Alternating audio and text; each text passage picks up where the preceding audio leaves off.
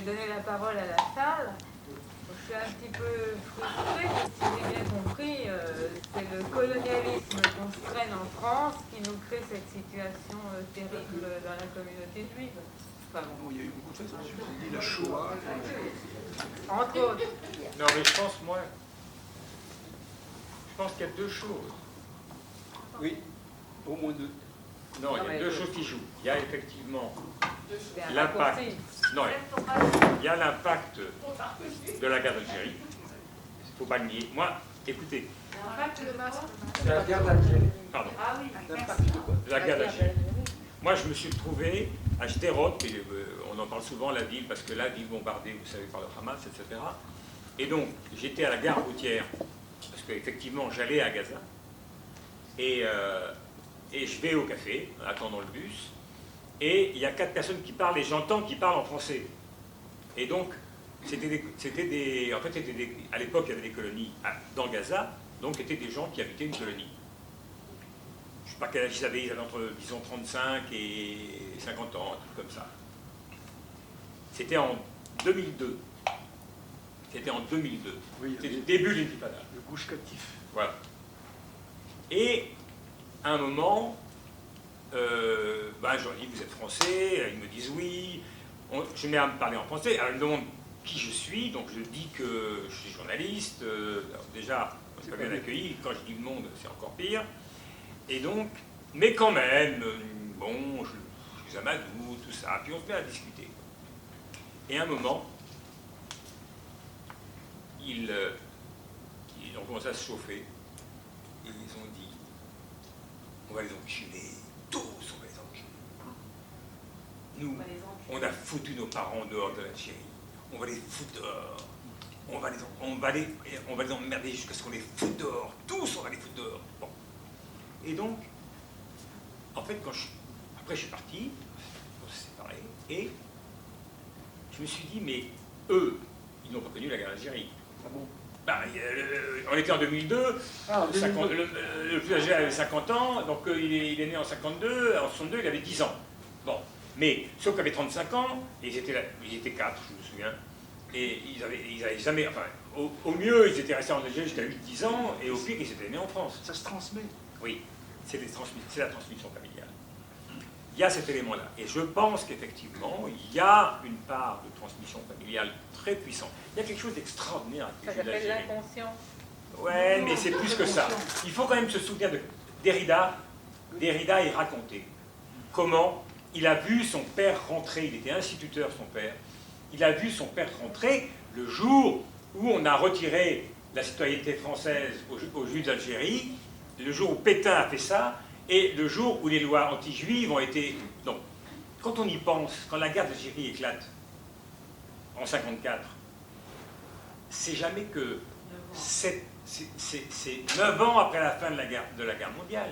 C'est rien du tout. La mémoire de ce qu'a été le pouvoir des colons, elle est encore extraordinairement fraîche. C'est pour ça que Stora a fait un bouquin, mais à mon avis, il n'est pas très bon son bouquin, c'est les Juifs d'Algérie, je pense. C'est l'un des moins bons de ceux qu'il a fait, disons. Stora, c'est l'exception.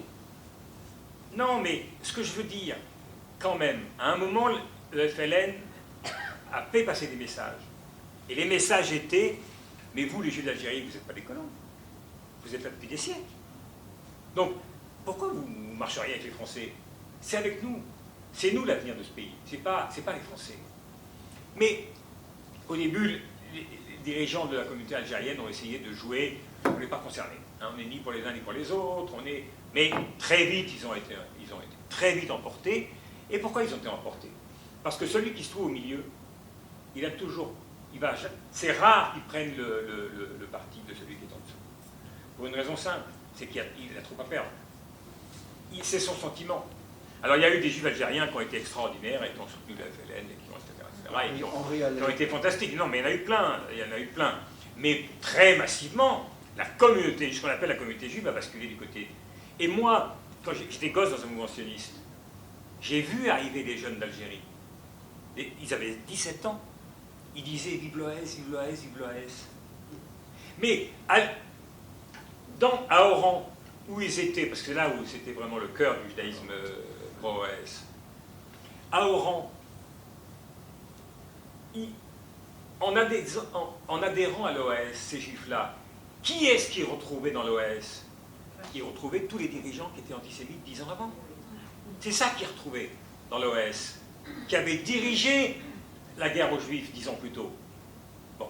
Et c'est ça qui s'est passé avec le phénomène algérien. Et c'est ça qui est terriblement surmontable. Parce qu'ils ont pris le parti du colonial. Ils ont pris... Ça, c'est un aspect des choses, à mon avis, très important. Et la deuxième chose, qu'on oublie souvent, c'est que l'Algérie, c'était la France. Mais ce n'était pas la France pour tout le monde, puisque les musulmans n'étaient pas français. C'est-à-dire que le premier apartheid, c'était quoi l'Algérie? C'était une autre forme d'apartheid. Il y avait des gens qui étaient... C'était la France, mais il y avait une région de France où les gens qui habitaient cette région de France ne pouvaient pas être français. Bon. Pour eux, qu'ils étaient français, ben, c'était ça la normalité. La normalité, c'était que nous, on a le droit d'être français, et les autres, ils n'ont pas le droit. Et qu'est-ce qu'on risque de perdre si on l'accède au... Parce que Ferhat Abbas, ce qu'il a dit aux dirigeants juifs, il leur a dit, on ne veut pas que vous demandiez... On veut pas qu'on abolisse le décret Crémieux. On veut que les autorités françaises l'étendent à tout le monde. C'est ça. Alors soutenez ça. Soutenez cette option-là. Si nous, on devient tous citoyens. Mais ils ne l'ont jamais fait. Il n'y aurait pas eu de guerre d'Algérie. Je ne sais pas. Moi, je ne sais rien. Mais ce que je veux dire, c'est qu'il y a cet héritage-là. Je pense qu'il est... Et la deuxième chose qui compte terriblement pour la France, c'est le fait que c'est une communauté, même si c'est la deuxième communauté juive du monde, après les États-Unis, si j'exclus Israël évidemment, mais est-ce qu'ils sont encore juifs? On ne sait pas trop. Et donc, non, ce que je veux dire, c'est que la communauté juive française, elle est quand même, elle vit dans un sentiment de faiblesse. La communauté juive américaine, d'abord il y a autant de juifs aux États-Unis qu'en Israël. 6,5 millions dans les deux cas. Il y a plein de domaines dans lesquels, alors évidemment, il y a des domaines où les Israéliens dominent, parce qu'ils ont un État, parce qu'ils ont une armée, parce qu'ils ils ont une puissance financière, ils ont des start-up, tout ce que vous voulez. Il y a beaucoup de domaines dans lesquels le judaïsme américain est plus fort que le judaïsme israélien. Si je prends le domaine universitaire, par exemple, il y a immensément plus de départements d'études juives et hébraïques dans les universités américaines qu'il n'y en a en Israël. À ce point. Ah oui. Mais bien sûr. Mais beaucoup plus. Beaucoup plus. Et on pourrait lister, c'est une communauté organisée, c'est une communauté et qui a le sens de son intérêt. La communauté juive française s'est perçue comme dépendante d'Israël. Et voilà. Et donc, on n'a pas de... enfin, j'aime pas trop ces analogies, mais il y a quelque chose qu'on peut comparer au sentiment de tant de gens qui ont adhéré au Parti communiste et pour qui l'URSS, quoi qu'elle fasse, etc., c'était parce que c'était notre... ça nous représentait. L'URSS, c'était, voilà, l'idéal communiste, ou tout ce qu'on voudra. Il y a des comportements souvent très similaires aux gens qui soutiennent le CRIF. Moi, j'ai connu des communistes, par exemple, dont je savais que quand ils se retrouvaient entre eux, alors ils disaient « Putain, c'est horrible ce qu'il y a en URSS ». Mais dès qu'on c'était public, plus un mot, et c'était on s'alignait, hein, et la parole de Moscou et la parole d'Évangile. Il y a quelque chose d'un peu similaire. Alors après, il y a un troisième phénomène. Le sentiment de faiblesse, il engrange la couardise. La couardise. Tous les deux, vous parlez de ça d'ailleurs. La couardise. Moi, je raconte dans mon bouquin, alors pour ceux qui ne l'ont pas lu, je rencontre un type qui est un grand historien français qui connaît très bien la question juive, et je parle d'un truc, etc. Et puis il me dit « Mais oui, bien sûr, vous avez raison, vous croyez que je ne le sais pas, évidemment que je sais, vous avez parfaitement raison. » Et à ce moment-là, il voit que je suis en train de prendre des notes. Ah, il me dit « Non, vous ne me citez pas. » C'est en référence à ça, vous parlez de crypto-critique. Je dis « Pourquoi? Vous avez peur de quoi? Pourquoi je... » Non, il m'a dit « Vous ne me citez pas là-dessus. Là-dessus, je ne vais pas être cité. » C'est Caspi. Non, non, non, je ne vous dirai pas qui c'est, j'ai promis. mais, lui, il a dû se reconnaître dans le bouquin. Mais pourquoi? De quoi il a peur? Mais qu'est-ce qu'il craint? Qu'est-ce qui va lui arriver s'il dit ce qu'il pense vraiment? En gros, je me souviens sur quoi portait la discussion. C'était sur BDS, sur le mouvement boycott des investissements sanctions. Je lui disais, mais enfin, il y a 120 très grands intellectuels juifs américains, des professeurs dans les universités américaines qui ont signé une pétition. Ils étaient ensemble. Ça commençait comme ça. Nous sous-signés, certains d'entre nous sommes des partisans actifs du boycott d'Israël. D'autres sont des partisans du boycott uniquement dans les territoires occupés. Et certains sont des adversaires, y compris acharnés, contre le boycott d'Israël. Mais une seule chose nous réunit. On ne peut pas pénaliser une opinion. Alors, toutes les tentatives de s'adresser à la justice pour interdire le mouvement de BDS est nul et non avenu. On ne peut pas pénaliser une opinion. Et donc, lui, j'avais dit ça parce que lui, évidemment, il disait BDS, c'est dégueulasse, machin. Bon. Et c'est là qu'il a explosé et qu'il a dit mais vous croyez que je ne le sais pas, moi, que c'est une connerie folle de vouloir pénaliser? Bien sûr, je le sais. Il connaît très bien, en plus, les États-Unis. Bien sûr, je sais bien que c'est une connerie. Donc je note. Ne me citez pas. Ah, pas question de me citer. Il y a une part de couardise. On passe la parole à la salle. Allez. Qui a des questions? Plein de questions. Là, vous parliez du marar. Ah, pardon. Le marar, vous disiez qu'il y avait encore de la consistance. Bon, je crois que ça faisait longtemps qu'il n'en avait plus. Quand on sait que la Histadrout, c'est-à-dire le syndicat israélien, ils n'avaient pas le droit, les Palestiniens n'avaient pas le droit de se syndiquer. Donc c'était déjà, pour un syndicat, c'est quand même embêtant. Quand on se dit socialiste, d'interdire l'adhésion des ouvriers palestiniens. C'était comme ça depuis très longtemps. Moi, j'étais en Depuis Israël. la création. Voilà. Pour moi, c'est signé. Oui. Oui. Debout. D'abord, c'était vraiment très intéressant tous les deux. À propos des États-Unis, le mouvement que vous décrivez à partir de février 2021, il a quand même été initié aux États-Unis depuis assez longtemps. Oui, depuis Parce qu'en fait, 6-7 ans. voilà, depuis 6-7 ans, Un peu plus, je vous rappelle 10 ans. les grandes Disons 10 ans. manifestations Oui. des jeunes juifs américains devant le congrès de l'EPAC, des associations d'étudiants juifs qui essayent d'expliquer aux jeunes qui partent en Israël pendant les vacances dans les kibbutz, quittez le groupe et allez voir de l'autre côté ce qu'il se passe. Juste pour dire, vous avez tout à fait raison, Oui. hein, ça n'a pas commencé avec le printemps de 2021, c'est sûr. Ça- D'ailleurs, c'était trop important pour que ça commence à... non, ça a commencé 10 ans Ça a avant. commencé Ça a commencé à la fin des années 2000. Alors la deuxième chose, c'est que par rapport au mouvement de ce qu'on voit en ce moment aux États-Unis, chez les juifs israéliens, Non, les juifs américains, moi, j'ai de la famille juive à New York, D'accord. et mon sentiment, c'était que les juifs, enfin la génération qui a vécu les pogroms avant 1939 et qui a émigré aux États-Unis, les juifs qui ont vécu la 39-45 et qui ont émigré aux États-Unis, ils se sentent concernés par ce qui se passe en Israël.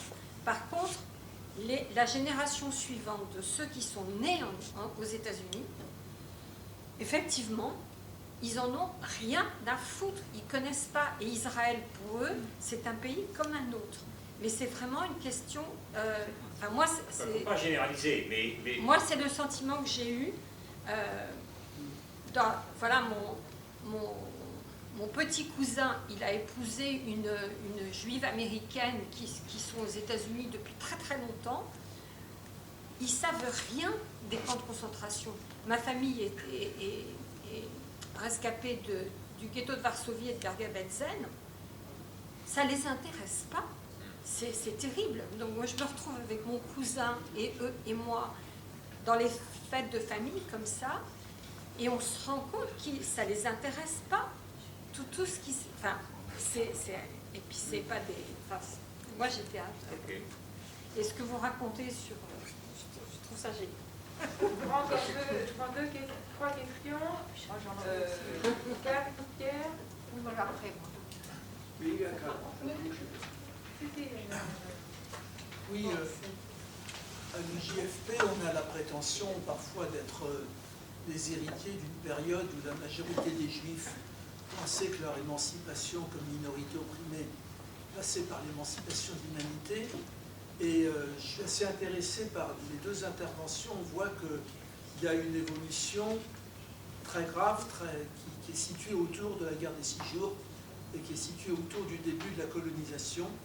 Mais je trouve qu'il me manque des éléments que j'aimerais un petit peu comprendre. Comment il y a eu ce basculement des élites notamment. On a eu en France des intellectuels juifs, c'était Laurent Schwartz ou plus tard Stéphane Hessel. Et maintenant, je n'ose même pas les appeler intellectuels.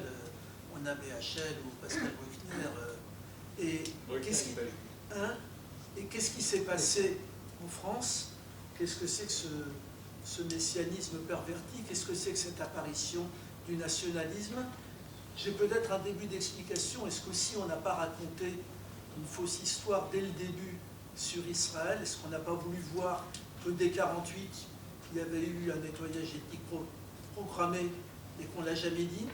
Est-ce qu'on n'a jamais dit que bien avant la loi Israël sur l'État-nation, il y avait déjà l'apartheid dans la déclaration d'indépendance?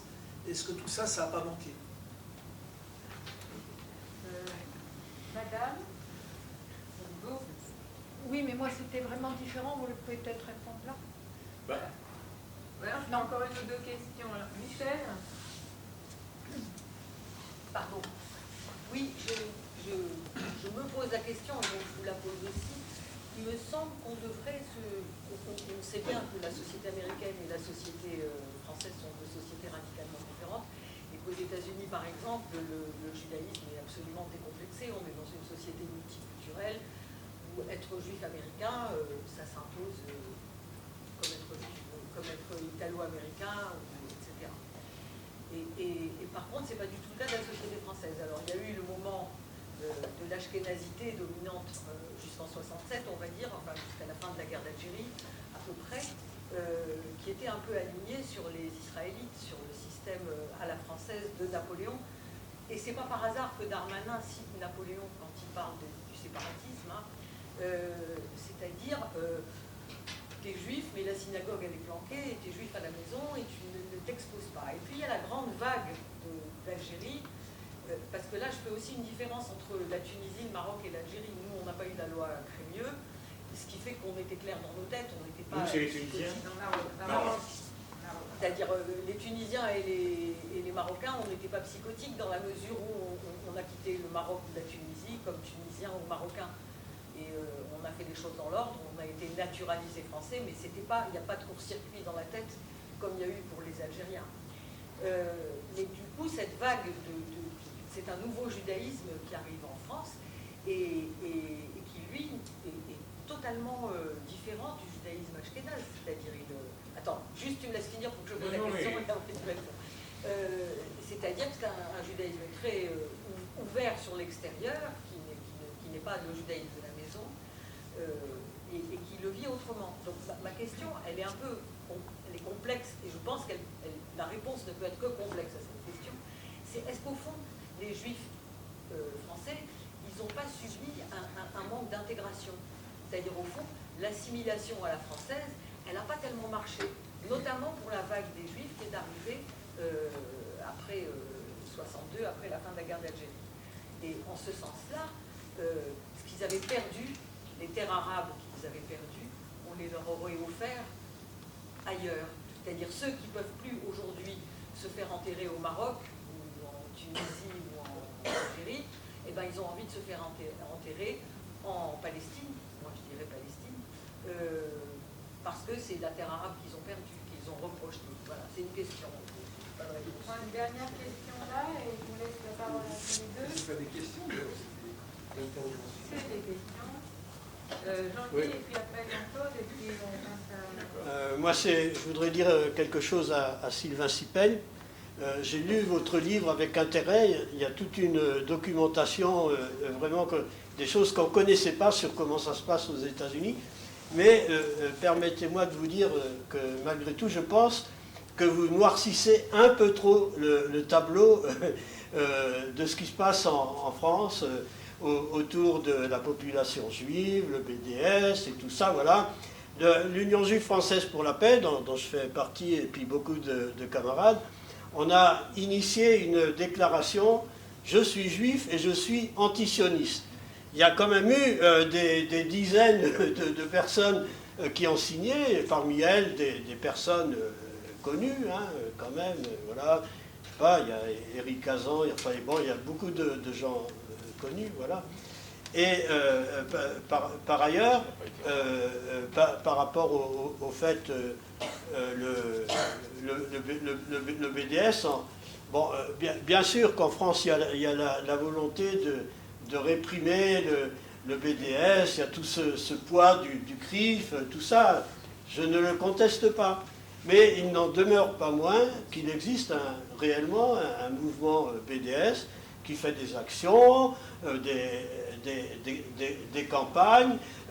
Il y a eu un arrêt de la Cour européenne des droits de l'homme qui a dit le BDS relève de la liberté d'expression. Depuis lors, il n'y a plus de condamnation. Je ne dis pas qu'il n'y en aura plus, hein, mais voilà. Mais je pense quand même qu'il ne faut pas trop noircir le tableau. Voilà, c'est ce que je voulais vous dire. Jean-Claude, et après on passe la parole à Carole. Oui, merci. Bon, d'abord, merci à tous deux, parce que c'était vraiment très intéressant. Bon, moi, j'ai lu le bouquin de Sipel, mais il y a déjà 1 an ou plus, mais il est effectivement excellent.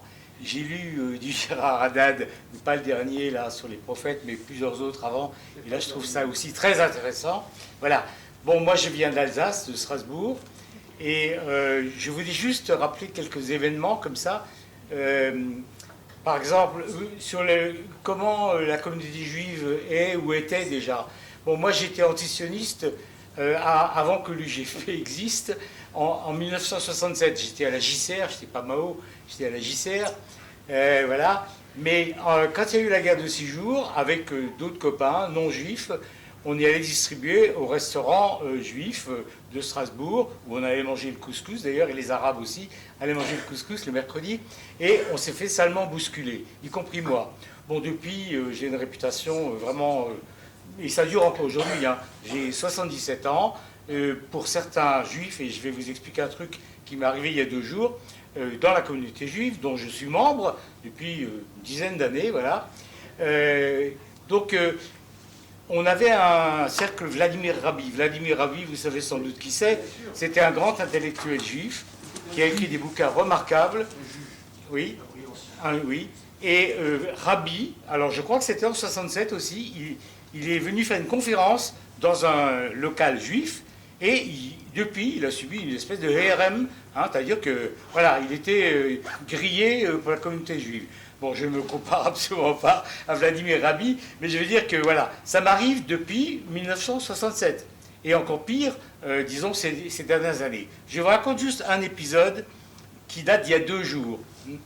Je me suis mis à fréquenter dans la communauté juive le Club 3, c'est le Club 3e âge, vu mon âge, voilà, où il y a d'excellentes conférences. Oui, il y a d'excellentes conférences, c'est pour ça que j'ai été intéressé. C'est ce qui fait quasiment de mieux dans la ville de Strasbourg. Et bon, j'avais déjà beaucoup d'ennuis avec l'ancien président, qui était plutôt chiracien. Et là, il se trouve qu'il y a à nouveau, c'est un gars d'origine polonaise qui a pris la présidence. Bon, c'est un club où il y a surtout des vieilles dames. Les hommes, ils meurent avant les dames en général. Quand je dis vieilles, c'est 80, 90 ans. Il y a quelques rescapés d'Auschwitz qui ont encore le numéro gravé sur la... Bon, voilà. Et il y a 2 jours, enfin, il y a quelques jours, j'apprends qu'il y a à nouveau, à cause de la pandémie, la reprise de ces conférences. Bon, j'écris au président et je lui dis, bon, moi, je veux bien, je suis candidat pour être dans le comité qui qui organise ces trucs-là, voilà, aussi bien aller chercher les conférenciers que s'occuper du goûter à la fin. Oui, excuse-moi. Bon. Et donc, oui, il m'accueille bien, voilà, merci. Alors, ensuite, il y a la séance. Alors, il y a le président du consistoire, Dahan, qui arrive un peu en retard. Alors, lui, il a un Covid long, voilà. J'ai discuté avec lui après, enfin, il est absolument indécrottable sur le sionisme, sur Israël. Et donc, s'organise d'abord le vote. Hein, il y avait 30 personnes seulement, à cause de la pluie, du Covid et tout ça. D'abord, il y a renouvellement des gens qui étaient déjà dans le comité. Vote à main levée, hein, c'est expédié comme ça. Bon, tout le monde vote, y compris moi, voilà. Ensuite, le président me présente et il dit, voilà, il y a M. Meyer qui est candidat, voilà. Et donc, et il organise tout de suite le vote, avant même que je puisse me présenter. Et là, je me retourne, 6 voix sur 30. Je m'en doutais un peu, à vrai dire, avant de poser ma candidature. Voilà. Et puis après, il y a une personne qui dit, mais au fait, est-ce qu'il pourrait se présenter? Bon, ben voilà, je me présente, etc., etc. Et ensuite, revote à toute allure, les mêmes 6 voix, hein, pas un de plus. Voilà. Je m'étais présenté aussi au consistoire avant, où j'avais eu 4% des voix, ce qui n'est pas idiot, ce qui n'est pas négligeable. Hein. Et je voulais juste, pour terminer, dire une chose, pour dire que, parce qu'il a été question des séfarades, et c'est vrai que parmi les juifs marocains et algériens, c'est ceux qui me haïssent le plus à Strasbourg, alors que je suis membre de la communauté, la même communauté juive qu'eux, où il y a les Ashkénazes et les séfarades. Mais un prof d'histoire géo qui est décédé maintenant, M. Zolti, il nous avait fait, au cercle Vladimir Rabbi, un exposé remarquable, parce que lui-même il est d'origine hongroise ou polonaise, etc. Et donc il avait expliqué comment dans les années 30, quand les prolétaires juifs de l'Est sont arrivés à Strasbourg, c'était l'horreur pour la bourgeoisie juive alsacienne, évidemment. Bon, par contre, je dois dire qu'ils ont mieux accueilli ensuite ceux qui venaient d'Algérie. Les juifs d'Algérie, hein, ils avaient fait l'expérience, etc. Mais c'est vrai que ce que vous avez dit, je ne sais plus lequel, sur l'influence de ces juifs kabyles ou arabes dans la communauté juive alsacienne, bon, elle est vraiment pas terrible. Hein. Depuis, effectivement, dès qu'on fait la moindre critique à l'égard d'Israël, et encore plus quand on se déclare antisioniste, comme je le fais depuis très longtemps, c'est la haine, vraiment. C'est la haine.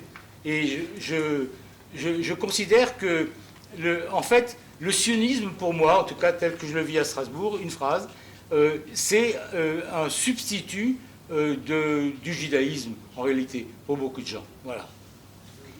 Beaucoup, mais il y a aussi quelqu'un qui est de gauche, je crois, qui est pour la paix, qui est un élève de l'évolution, qui s'appelle Abraham Bourg. Avrom, on l'appelle. Abraham Bourg a fait un... Alors c'est moi qui l'ai traduit, alors. Il disait des choses qui m'avaient agacé, en ce sens qu'il disait, nous, les juifs israéliens, là, c'est ça remonte, c'est pas récent, nous n'avons rien à voir avec les Américains. Les juifs américains, ils ont, alors il a décrit, comme ça a été fait tout à l'heure, les juifs américains sont puissants, ils ont des institutions, ils ont des clubs, ils ont tout ça. Et donc déjà, donc c'est presque dans l'ADN israélien, le juif diasporique, le juif qu'ils appellent galotique. C'est la grande insulte, il a l'esprit galotique. Par exemple, vous dites qu'il ne fallait pas faire la Cher Jara, on est contre l'expulsion, mais vous avez l'esprit galotique, c'est l'insulte. Comme pour les médecins, aujourd'hui, on les appelle des complotistes, s'ils ne sont pas d'accord, c'est galotique. Donc moi, c'est le sujet qui, dans mes questions, qui ne sont pas vraiment des questions, c'est d'essayer de comprendre cette bascule. Comment des gens aussi intelligents, aussi Louis Lévy, pour le citer, comme il est mort, jamais. Comment quelqu'un d'aussi brillant, aussi remarquable, alors il y a un courant, moi je pense, moi je l'ai vécu personnellement, c'est le retour au passé. On pense à un moment donné, vers 20 ans, comme ça, que le passé fait table rase. Quand on a chanté l'international, le passé. Mais ça ne tient pas la route, ce truc. Tôt ou tard, surtout quand vous commencez à avoir des enfants et tout ça, votre passé vous rattrape. Comme l'a dit quelqu'un récemment, il a dit, il y a en ce moment un courant où des gens qui s'étaient complètement détachés du judaïsme, par exemple, peut-être d'autres musulmans, ça doit être un peu pareil, et au fond un retour, souvent sur des bases pas très informées, voilà, il fois, je connais plein de monde comme ça qui font, à la suite du décès d'un père ou à la suite tout ça, ils redécouvrent que leur grand-mère a été déportée, qu'ils sont des enfants. Tout ça avait été complètement effacé. Et donc ces intellectuels juifs s'inscrivent dans ce mouvement de retour de la mémoire. Prenons le cas de BHL, qui connaît, je ne sais même pas si c'est lire Aleph Bet, mais quand même, à un moment donné, je l'ai senti, il a basculé. Je l'ai un peu connu, puisque j'ai publié des livres chez Grasset. Tout son judaïsme algérien, le judaïsme tout court, est revenu d'une façon déformée, et il a cru trouver en Béni Lévy une référence. C'est pour ça qu'il a publié tous ces textes de Béni Lévy. Donc ce retour, vous savez, nous, à Alice, on parle du refoulement, il y a un retour de l'histoire familiale, et comme elle arrive déformée, sans repère, tout ça prend cette figure monstrueuse de l'hyper-nationalisme. Et vous savez la phrase de Leibowitz, qui n'est pas de lui d'ailleurs, qui disait « le nationalisme, c'est le plus court chemin vers la barbarie ». Et un type comme BHL, qui se prétend tout ça, il y a un double discours, mais quand il y a une opération sur Gaza, tout de suite, il monte au créneau et il dénonce les gens de Gaza, c'est de leur faute s'ils sont bombardés, c'est parce qu'ils se... Voilà. Et cette bascule est un phénomène psychologique et intellectuel d'une très grande importance et dont on mériterait des approfondissements.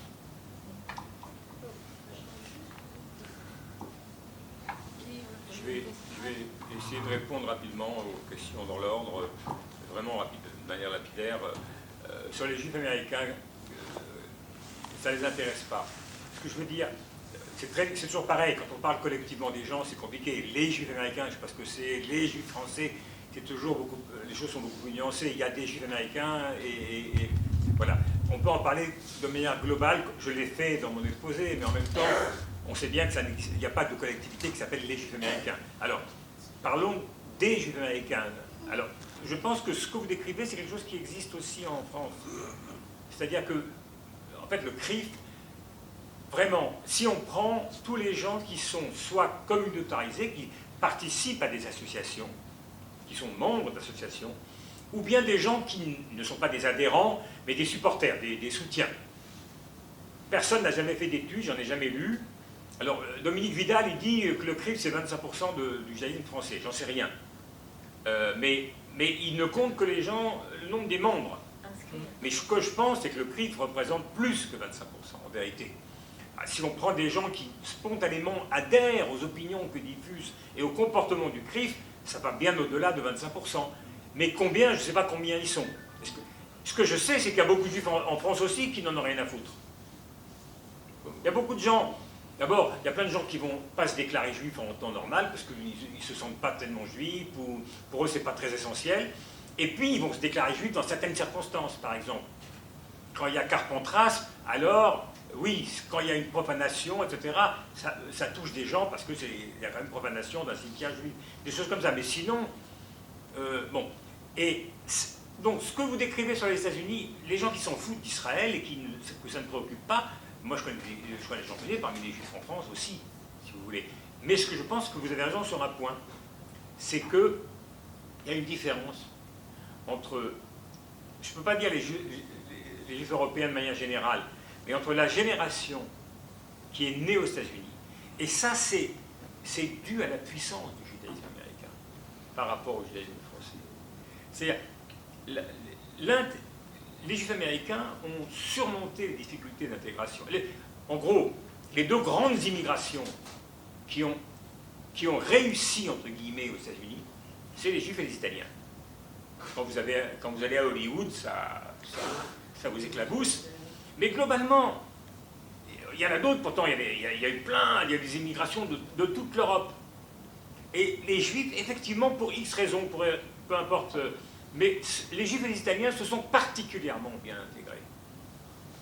Et c'est beaucoup dû au fait qu'aux États-Unis, il n'y a pas de problème pour être américain et juif en même temps. On est juif américain, on est italo-américain, on est polono-américain, on est tout ce qu'on veut. Et les doubles, les triples identités, ça n'a aucun... C'est normal. C'est tout à fait normal. En France, non. Mais quand même, je serais plus nuancé sur les différences entre les juifs américains, et je pense qu'il y a des choses similaires en France. Sur l'évolution en France, il y a quelque chose dont je voulais parler dans mon exposé, mais bon, j'ai voulu aller plus vite, j'en ai pas parlé. Mais il y a un phénomène qu'il ne faut vraiment pas oublier. La gauche israélienne, elle a beaucoup plus de responsables que la droite dans les fondamentaux du sionisme et de la manière dont Israël s'est fait et s'est créé. C'est elle qui était aux manettes. C'est la social-démocratie israélienne qui était aux manettes. Mais il ne faut pas oublier non plus que la droite, d'abord la droite nationaliste traditionnelle, c'est-à-dire le parti Kherut, le Likoud, devenu le Likoud, et puis tout en alliance avec la profusion de partis, soit mystiques nationalistes religieux, soit nationalistes laïques, mais d'un colonialisme, avec une mentalité coloniale de plus en plus puissante, il ne faut pas oublier que ces gens-là, ils ont pris le pouvoir en 1977. Nous sommes 44 ans plus tard, et ils ont dominé Israël 40 ans sur les 44 dernières années. Alors, ils sont ni mieux ni moins bien que ceux qui ont fondé Israël sur le plan, mais ils ont des comportements, des attitudes et, comment dire, une certaine franchise dans leurs objectifs. Et la franchise, dans le bouquin, je parle de ça. J'ai fait un bouquin il y a 15 ans pour dire que ce qui était au cœur chez les Israéliens de l'affaire, c'était le déni. Aujourd'hui, on est au-delà du déni. C'est-à-dire à l'époque, vous vous rappelez, Ben Gurion avait dit on n'a jamais expulsé un seul arabe. C'est faux. Ils sont partis volontairement. Et ça a été martelé. Bon, aujourd'hui, tout le monde sait qu'on les a foutus dehors. En gros. Et on s'en fout. Et c'est très bien comme ça. Et on est d'accord. Et d'ailleurs, on voudrait bien que ça se reproduise, parce qu'ils nous emmerdent. Voilà. D'abord, le transfert se poursuit à petit feu, mais s'il y avait des circonstances exceptionnelles qui pourraient permettre de virer tout le monde, il ne faudrait pas la rater. Et vous entendez ça en Israël très facilement, dans des conversations banales. Donc, le déni, la sortie du déni et l'assomption du crime, c'est des choses. Le déni, c'est différent. Quand on nie le crime, c'est qu'on sait que si on l'avouait, on serait coupable. On aurait des comptes à rendre. Mais quand on dit, mais non seulement on l'a fait, mais il faut le recommencer, c'est tout à fait notre attitude. J'ai un psychanalyste à côté de moi, il vous expliquera ça mieux que moi. Mais c'est pas pareil. C'est pas le même mécanisme. Il y a quelque chose de psychopathe dans l'assomption du crime. Ben oui, et alors, je m'en fous, je vous emmerde. Donc, c'est cette mentalité-là qui s'est de plus en plus renforcée en Israël sur les 45 dernières années. Et elle était vraiment, au préalable, c'était pas ça. Ils étaient très, très minoritaires au départ. Ils existaient, il y en avait déjà. Mais ils étaient très... Donc, depuis 45 ans, cette évolution-là, elle ne pouvait pas rester sans impact sur le judaïsme français.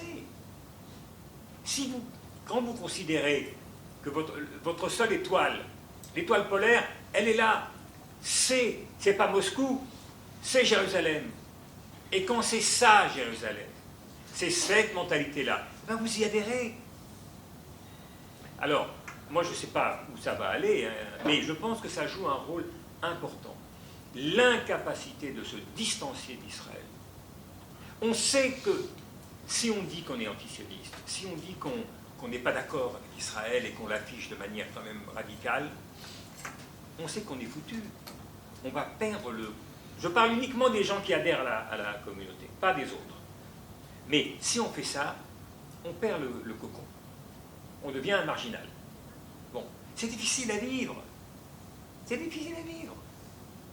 Et donc, moi j'en connais, quand ils sont entre eux, ils sont là, ils se prennent la tête dans les mains, et ils disent mon Dieu, ce qui se passe, c'est affreux. Mais après, publiquement, plus un mot. On le sait, enfin, moi je ne sais pas si vous en connaissez, mais moi j'en connais.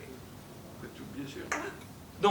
Donc, et ça, c'est une attitude qui est due à la capacité de pression, au poids que pèse Israël. Et c'est plus le même Israël que l'Israël il y a 50 ans. Il faut dire les choses. C'est plus le même. Je ne dis pas que c'est mieux hein, ou que c'est pire, mais c'est différent. Je n'ai pas de réponse sur le manque d'intégration des Juifs français. Je ne connais pas des Juifs d'Afrique du Nord. C'est un sujet que je connais. J'ai des idées, mais honnêtement, je n'ai pas la compétence pour répondre à la question. Je ne vais pas le faire. Et est-ce que j'ai trop noirci la situation sur BDS en France? Non, je ne l'ai pas noirci, mais bon, quand on compare aux États-Unis, c'est quand même... BDS aux États-Unis, c'est un gros bousin dans le milieu universitaire. C'est réel. Ça n'a pas du tout d'impact. Même si récemment, je ne sais pas si vous avez vu, ils ont eu quelques succès sur le plan réel du boycott. Hein, Ben & Jerry, c'est une énorme boîte de glace américaine. C'est créé par deux juifs de, je ne sais plus où ils étaient, Baltimore, je ne sais pas où. Et eux, ils n'ont pas reculé. Hein. La communauté juive a hurlé. Mais il y a un truc qui me semble très important sur la différence entre la France et les États-Unis. Ça a l'air de rien, mais c'est vraiment important. C'est ce qui se passe au plan institutionnel.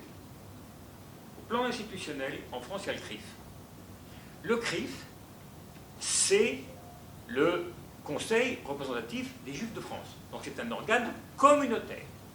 Mais nous savons tous que c'est aussi un lobby d'Israël. Et que, en réalité, ceux qui s'occupent vraiment des Juifs de France, ce n'est pas le CRIF. C'est le Front Social Juif Unifié, ça fait toutes sortes d'organismes. Ce n'est pas eux qui s'occupent des Juifs de France. Eux, ils s'occupent de faire du lobby. 95% du temps des gens du CRIF, c'est faire du lobbyisme. Le problème, c'est que les gens qui s'occupent des Juifs de France et les gens qui font le lobbyisme pro-israélien, c'est les mêmes, dans la même organisation. Aux États-Unis, c'est totalement étanche. C'est deux choses différentes. Vous avez un machin qui s'appelle la conférence des présidents. C'est les présidents des associations juives. Et elle s'occupe de la communauté juive américaine et des affaires de la communauté juive américaine. Et puis vous avez un machin qui s'appelle AIPAC. Quand vous allez sur le site d'AIPAC, il y a marqué en très gros en haut le lobby pro-israélien aux États-Unis. Carrément. Oui, c'est ça qui est marqué. Ah oui, parce qu'aux États-Unis, le mot lobby n'est pas insultant, n'est pas une injure. C'est un terme normal, c'est un groupe d'intérêt. Un lobby, c'est un groupe d'intérêt. Et c'est normal de faire du lobbying. C'est tout à fait normal de faire du lobbying. Voilà. En d'autres termes, on n'a pas besoin de syndicats, hein, on a des lobbies. Voilà, c'est à peu près ça, hein, la mentalité américaine. Non, j'exagère un peu. Et donc, mine de rien, le fait qu'en France, c'est la même organisation, et là-bas, c'est deux trucs différents, ça fait qu'il y a des possibilités d'auto-organisation, d'organiser des débats, de faire des choses qui sont intrinsèques à la communauté et qui ne touchent pas au lien avec Israël. Alors que là, les deux sont intrinsèquement. Honnêtement, aujourd'hui, le CRIF est devenu une officine de l'ambassade d'Israël à Paris. Ils ne prennent pas une décision importante dans des situations importantes sans avoir la validation de l'imprimature de l'ambassade israélienne. Ils collaient à la politique de Netanyahou vraiment à la seconde près, quoi. Donc, ça c'est important. Et pourquoi les Américains ont les moyens? Pour des raisons historiques, ont les moyens d'avoir leurs institutions, qui n'ont rien à voir avec l'ambassade. C'est un peu une fiction, parce qu'il y a des passerelles, évidemment, entre la conférence des présidents et AIPAC. Il y a évidemment qu'il y a des passerelles. Mais c'est quand même très important que ce soit des organismes séparés. Et de ce point de vue-là, les Français, ils n'ont pas cette capacité de faire ça. Et là, ils l'ont perdu. Là, ils l'ont perdu. C'est-à-dire qu'ils vont... Je ne vois pas comment ils sortent de cette... Des individus sortiront. Mais le CRIF en tant que tel, je ne le vois pas. Je ne vois pas comment... Déjà, je ne vois pas comment Israël tout seul... comment Israël va réussir à surmonter son colonialisme, honnêtement, sans que ça lui soit imposé, ça n'adviendra pas. Voilà, ça n'adviendra pas sans pression de l'extérieur. Mais comment les Juifs français peuvent se libérer aujourd'hui, ceux qui sont communautaires, d'Israël, honnêtement. Mais est-ce que c'est propre à la France? En Belgique, par exemple, je crois que c'est pas tout à fait pareil. Peut-être, C'est pas les mêmes. je ne connais pas suffisamment. En Belgique, En Grande-Bretagne non plus, hein, c'est pas pareil.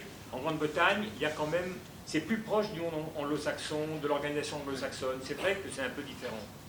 Mais en France, franchement, l'évolution du CRIF est tellement pitoyable, c'est absolument terrible, quoi. Il ne reste rien. Il y a eu des gens, je ne vais pas dire des gens, mais j'en ai connu, moi, Théo Klein, je l'ai connu, bon, c'était pas un mauvais bougre, c'était un social-démocrate plutôt ouvert. La religiosité, oui, elle a beaucoup augmenté. C'est vrai, non, c'est exact. Juifs qui sont tournés, alors des gens jeunes, qui sont dans une espèce de truc religieux, machin, qu'il n'y avait pas avant, et pareil chez les copains musulmans. Je veux dire, il y a l'importance de la religion en ce moment. Oui, on assiste à une montée, c'est évident, de religiosité. Religieux, et puis c'était la figure de proue du mouvement laïque. Depuis 1948, il a milité pour que cela devienne un État laïque, alors qu'il était ultra religieux. C'était lui qui a mené la lutte, il manifesté dans les rues. Voilà, la séparation de l'Église et de l'État, oui. Enfin, de la synagogue et de l'État. Donc c'est pas la religion. Meni Mazouz, dont je vous ai parlé, est un homme religieux. Et c'est lui qui s'est dressé contre les destructions des maisons. Je parle concrètement de ce que j'observe. C'est de la fausse religion. Oui, mais une fois qu'on a dit que c'est la fausse religion, eux, ils l'aperçoivent comme la vraie. Et... Non, mais c'est vrai qu'il y a une poussée de religiosité. Moi, en Israël, c'est un truc qui m'a vraiment marqué. Dans tous ces groupes-là, B'Tselem, Breaking the Silence, il y a Rabbin pour les droits de l'homme, des choses comme ça.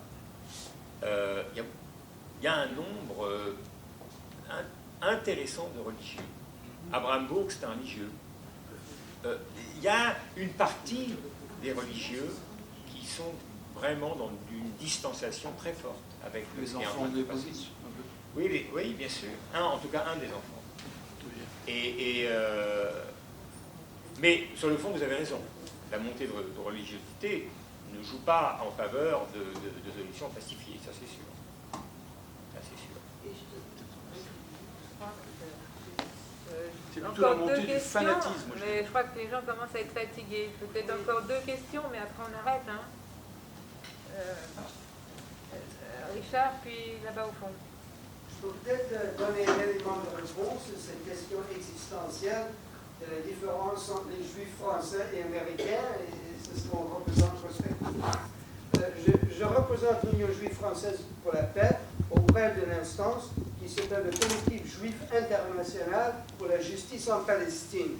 Ce collectif réunit une quinzaine d'associations juives, une vingtaine d'associations juives, pardon, dans une quinzaine de pays sur les 5 continents, y compris en Israël. Et à tour de rôle, tout le monde, chaque association, chaque délégué de pays raconte leur propre CRIF, c'est-à-dire les instances communautaires juives dans leurs pays respectifs, comment ils sont devenus une vitrine pour la diplomatie israélienne et comment ils essaient d'écraser toute dissidence ou toute parole juive alternative. Maintenant, on a dit plus tard dans la soirée que notre parole, en quelque sorte, est inaudible.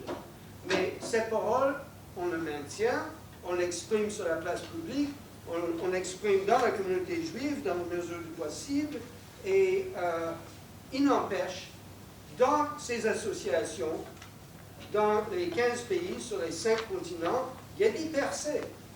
Il y a des paroles juives alternatives qui se font entendre aux États-Unis, bien sûr, mais pas seulement, au Canada, en Argentine, ici en Europe, en Israël aussi, etc. La liste est longue. C'est juste une question de savoir quand. C'est-à-dire, nous sommes dans un cycle historique. Les sionistes, ils ont maintenant leur État. Et ça fait plus de 70 ans qu'ils l'ont. Avec la puissance de l'État, comme il a été dit à la tribune, un appareil étatique avec une armée, avec une puissance financière, voilà. Et avec tout ça, ils ont une moyen de propagande que nous n'avons pas.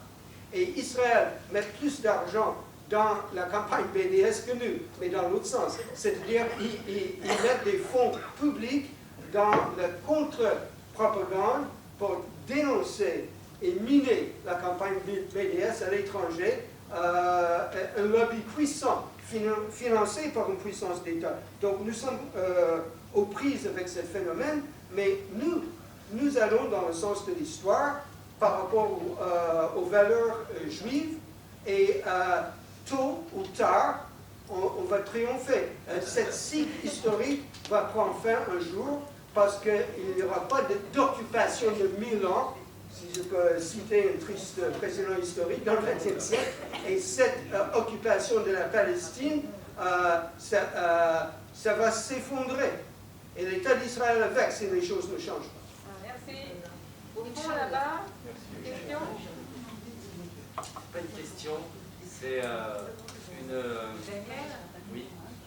une réflexion, parce que je connais pas beaucoup de juifs, donc c'est juste mon histoire familiale, en écoutant tout ce que vous dites.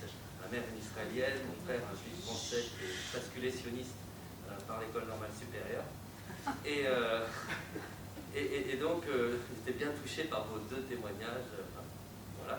Et donc, une pensée qui m'est venue, c'est que je pense que l'attachement des Juifs français à Israël, il est pas mal lié au rôle que la République française donne à Israël. Donc, déjà, on peut penser à la guerre de 54-56, de fraternité franco-israélienne, anti-algérienne, anticoloniale. Donc, voilà, c'est une équipe qui était bien animée par les socialistes français. Mais aussi parce que Israël, je pense, représente une absolution de la Shoah. Voilà. Et moi, c'est comme ça que je le perçois. Et en fait, c'est frappant comment, moi je travaille en banlieue, on peut encore respecter De Gaulle, alors qu'on obscurcit à quel point il a tué des centaines de milliers d'Algériens et de Camerounais. Voilà. Ça ne pèse pas du tout dans les consciences autant que ce que la France vichyste a pu faire contre l'Égypte. Cette inégalité est toujours présente, toujours entretenue, et donc la France actuellement est toujours pro-coloniale au niveau des institutions, et les Juifs ont été les Juifs ont été habitués, et je les vois avoir beaucoup de mal à se détacher de ça. Merci. Je crois qu'on va...